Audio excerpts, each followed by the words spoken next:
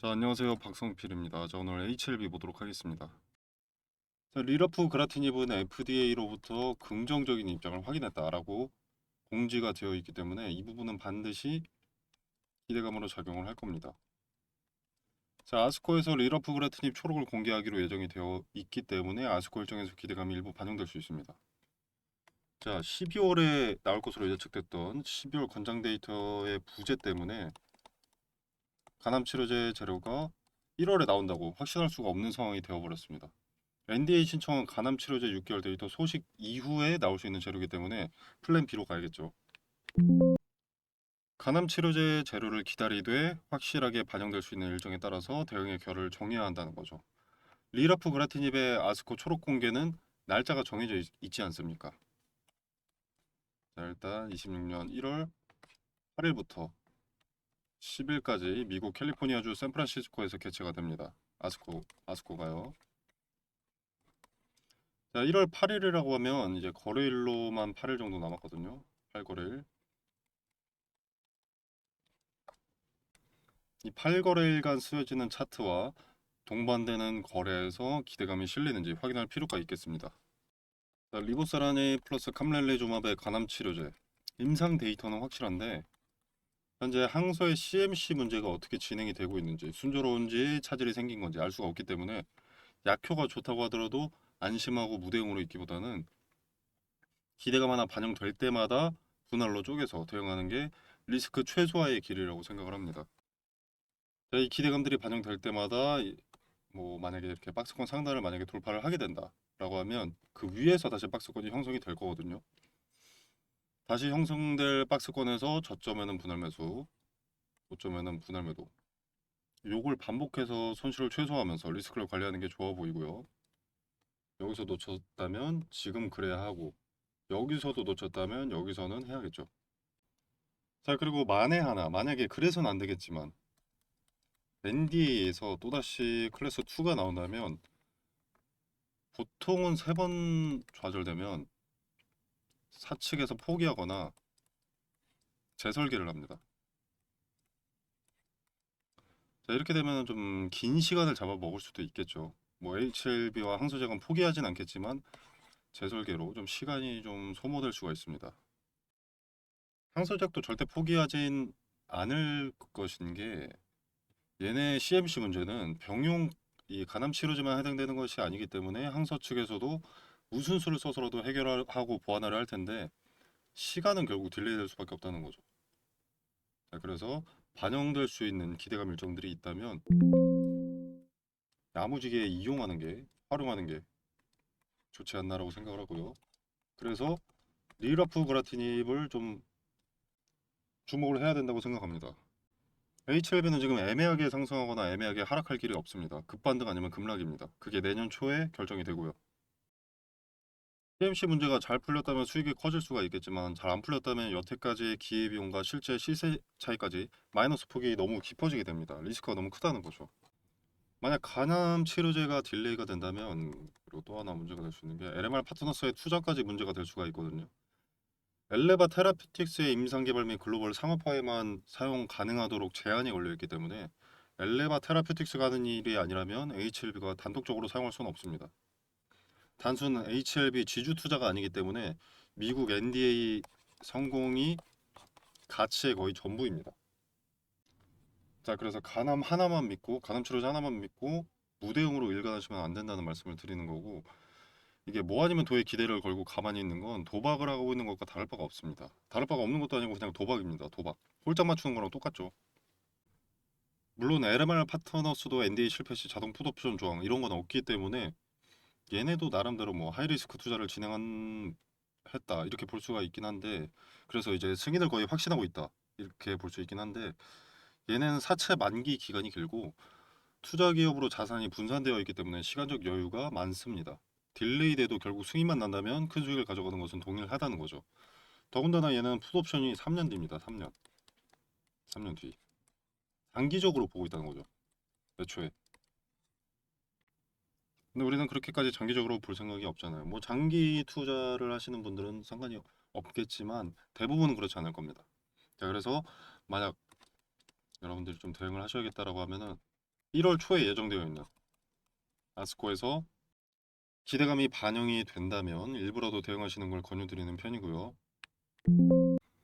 그리고 이 일정이 있기 직전에 이제 박스권 하단 또는 이평선이 수렴된 자리라든가 뭐 이런 데서 지지가 확인이 되면 분할 매수 저점으로도 판단할 수 있겠죠. 물론 당시의 근거들을 더 확인해봐야, 지표들을 확인해봐야 유효하겠지만 이 자리가 단기적으로 악재도 호재도 없을 때 기대감과 실망감이 공존할 때 이때 저점인 것은 분명합니다. 자, 그래서 스스로 리스크를 줄이기 위해서 HLB에서 큰 수익보다는 손실 최소에 중점을 둔 투자를 하시는 분이다 라고 하시면 이제 대응할 때 참고할 부분이 되는 자리다 라고 말씀을 드리고 싶고요. 그리고 오늘 종목들 전체적으로 좀 하락하는 게 자, 삼성전자 때문이기도 합니다. 뭔 뜬금없는 소리냐고 하실 수 있는데 일단 삼성전자가 고가를 뚫었고요. 그리고 삼성전자 같은 경우에는 배당 기준일이 영상을 촬영하는 시점인 12월 26일 오늘이 마지막 날입니다. 그러니까 삼성전자 배당 4분기 배당을 받고 싶다면 오늘까지 삼성전자 주식을 갖고 있어야 합니다.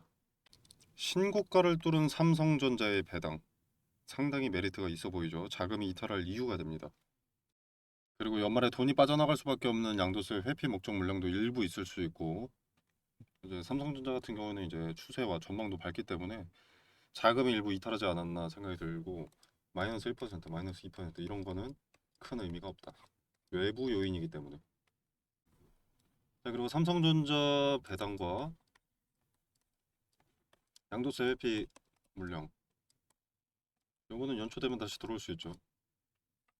그래서 오늘 뭐 타 종목도 마찬가지로 급등이나 급락한 게 아니라면 미리 일비할 필요가 없습니다. 자, HLB를 다시 보자면 자, 지금 주목해야 될 건 여기보다 여기입니다. 이때 어떤 흐름을 가져왔는지. 지금 동일한 세력인데 세력이 이탈한 흔적이 없는데 매물 소화까지 해놓고 하락 받아주면서 밑에서 받아주면서 주가를 컨트롤하고 있고 기대감 일정이 기다리고 있는 상황이죠. 머지않은 시점입니다. 1월 8일이니까.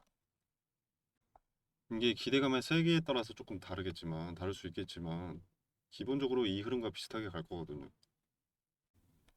왜냐면 차트를 드리블 해온 흔적이 같으니까 하단 지지해주고 바로 올려서 상단 매물 소화해주고 횡보시키다가 하락 또 한번 받아주고 거래 실어서 거래와 재료 뉴스 동반돼서 쏘아 올렸죠. 그렇게 박스권 상단을 돌파했습니다. 같은 흐름이 나올 거라는 거예요. 하단 지지해주고 있고 매물대 바로 박스권 상단 터치해서 소화해준 다음에 지지 횡보하다가 지지 여기서 더 내려오더라도 박스권 하단에 지지받으면 지지받고 거래가 동반되어 있다면 다시 올라가는 겁니다. 근데 좀 폭이 크긴 한데 재료의 두께, 기대감의 질은 어떤 뉴스건 세력이 만들면 그냥 그만큼 반영이 되는 겁니다. 리라프그라트닉 같은 경우에는 암종 불문 요 키워드가 있기 때문에 재료의 두께를 두꺼워 보이게 만들 수 있죠. 저는 1월에 기대감이 꽤 크게 반영된다고 봅니다. 일단 리라프그라트닉은 일정이 확정이고 권장 데이터 6개월은 이미 지났죠. 12월 초였으니까. 근데 이걸 거꾸로 생각하면 사실 나올 수 있는 가능성은 언제든지 지금부터는 언제든지 열려 있는 거거든요. 그리고 NDA 신청도 연초에 한다고 언급은 해뒀기 때문에 가능성이 높다고 봅니다. 이제는 요거들이 다 연초에 몰려있기 때문에 기대감의 세기가 꽤 세지 않을까 생각이 됩니다. 자, 물론 리스크가 높기도 합니다.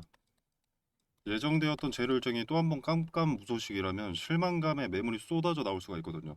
주가를 주도하는 주체도 핵심 뉴스가 아니라면 들어올리는데 한계가 있습니다. 개인들이 따라 매수해야 단기적으로 고점임에도 불구하고 매수세가 늘어야 주가를 올려주는 건데 어떤 소식도 없다면 기대감을 반영시킨다 한들 개인들이 탑승하지 않거든요. 네, 그래서 아스코 일정 전후로 추세를 봐야 윤곽이 좀 잡히겠지만요. 앞으로의 주가 전망에 대한 흔적들이 나타날 시기가 머지않았습니다. 텔레그램 방에서는 일정에 따라서 하루하루 주가 추이를 보고 흔적이나 근거를 말씀드리겠습니다. 어떤 의미를 갖고 있고 어떤 해석을 했는지, 그 해석에 대한 근거는 무엇인지 한번 들어보시고 대응에 참고하셔서 도움이 되기를 바라겠습니다. 자, 그리고 마지막으로 승인 여부와 관계없이 기대감만 이용하는 것이 좋다고 강조를 드리겠습니다. 승인이 난다 하더라도 시세 차익에 엑시트 물량이 많을 겁니다. 알다시피 지금 H7B에 투자하신 거의 모든 대부분의 투자자가 간암치료제 때문이죠. 간암치료제 기대감 때문에. 간암치료제 이슈가 종결이 나게 된다면 요 물량들 다 빠져나가고 싶어 할 겁니다. 근데 그 상황에 수익을 줬다? 다 빠져나가겠죠. 다 빠져나가면 주가는 하락하게 되겠고. 승인 나면 오를 텐데 누가 파냐? 여러분들 집값 오른다고 아무도 안 팔지 않습니다. 오히려 더 팔지. 그리고 이게 승인 나기 전부터 기대감이 크게 반영이 된다면 요거는 기대감 소멸로 이어집니다. 기대감은 승인이 나기 전까지만 존재하는 소모품 성질을 띠기 때문이고, 승인이 난다라고 하면 단기간 동안 폭발적으로 상승해서 미리 다 선반영되게 됩니다. 그러니까 승인 나면 잠시간은 오르죠. 근데 이게 한 번에 빠르게 반영이 되기 때문에 나중에 오를 것까지 땡겨 먹기 때문에 이후에는 가격 조정과 긴 기간 조정이 시작이 될 겁니다. 그렇게 기업 매출에 따른 적정 시총을 찾아가게 되는 거죠. 근데 HLB는 기본적으로 재무가 상당히 좋지 않습니다. 승인으로 시판이 허가가 나게 된다면 실적 시즌이나 아니면 기술 이전 등의 소식이 있을 때 그럴 때마다 반짝 주가에 반영이 될 겁니다. 그 외에는 기대감이 존재하지 않기 때문에 이런 흐름, 이런 흐름, 재미없는 시간들 이것의 연속이고요. 자, 물론 리러프 그라티닙이나 베리스모의 카티 치료제의 재료에 대한 기대감이 존재할 수 있으나 간암 치료제에 비해 재료가 다소 약한 감이 있습니다. 그리고 그때는 투자자들의 물갈이가 좀 돼야겠죠. 요건 다 간암 치료제 때문에 투자한 사람들이니까. 자, 아무튼 기대감만 이용하라고 강조를 하는데 이건 어떻게 해야 하는 건지 디테일을 설명드리겠습니다. 타점을 말씀드릴 텐데 전제는 분할 매수, 분할 매도입니다. 리스크를 스스로 최소화하기 위해서는 분할 매매를 해야만 하기 때문에 그렇고요. 자, 머리 꼭대기에서는 팔 수 없어도 어깨 부근에서는 팔 수 있도록 분할 매수와 분할 매도 타점을 말씀드리도록 하고요. 상황 전제 같은 경우에는 기대감과 우려감이 공존하는 상태에서 저항과 지지가 명확한 자리에서의 매수 매도 반복을 통해서 짧은 구간 내에서 반복을 통해 수익 극대화 또는 손실 최소화를 돕도록 하겠습니다. 제 말이 무조건 정답인 것은 당연히 아니지만 한번 지켜라도 보시길 권유드리겠습니다. 추후에 맞아 떨어졌다면 제가 말씀드리는 근거가 신뢰도가 있다는 증명이 될 테니 그때라도 구독, 좋아요 눌러주시면 감사하겠습니다. 자, 텔레그램방 참여는 영상 설명란에 보시면 여기 더보기 버튼이 있습니다. 이 버튼을 누르시면 이렇게 링크를 기재를 해뒀고요. 자, 이 링크를 타고 들어오시면 자, 이런 창이 하나 뜹니다. 자, 원하시는 혜택을 눌러주시고요. 뭐 중복 체크도 상관없습니다. 자, 그리고 이렇게 여러분들 회신 받으실 연락처 기재해 주시고 제출 눌러 주시면 텔레그램방 링크를 보내드리도록 하겠습니다. 자, 이 공간 안에서 제공되는 정보 일체의 금전을 요구하지 않습니다. 100% 무료고요. 투자의 기준과 근거들을 설명드리겠습니다.